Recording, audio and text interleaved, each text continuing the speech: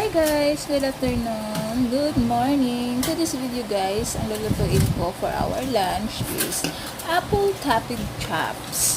Ang ingredients lang natin din guys, 1 kilong pork chops, apple, 1 big apple, 1 cup raisin, paprika 1 tablespoon, salt 1 tablespoon, ground pepper 1 tablespoon, also sugar 1 teaspoon guys, and apple juice. Dahil wala akong mabinhon kanina sa grocery guys, na dito malapit sa amin, bumili na lang ako ng kali na ang flavor is apple. So, yun na lang yung ginagamit ko doon. Tapos, i-oven lang natin siya ng 1 hour. Kung hindi pa luto yung ating pork, so pwede natin nadagdagan ng another 30 minutes.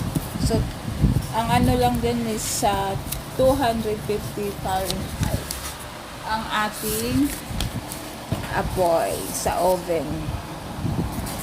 Thank you for watching my video guys. Please like, comment, and subscribe.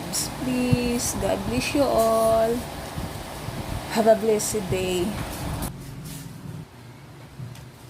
Oh, yes.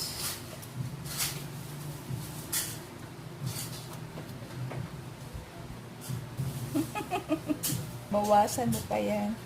Basic.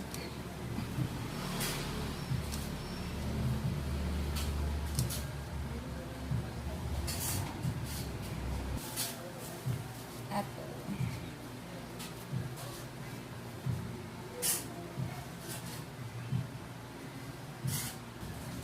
Shopee. Marami pa sila eh.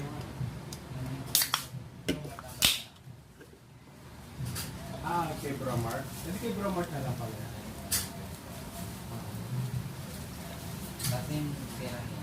Pero, mamaya ka na magpunta kay Bromart. Ano muna tayo ng... Marami pa si Shopee. Si Miss Lisa.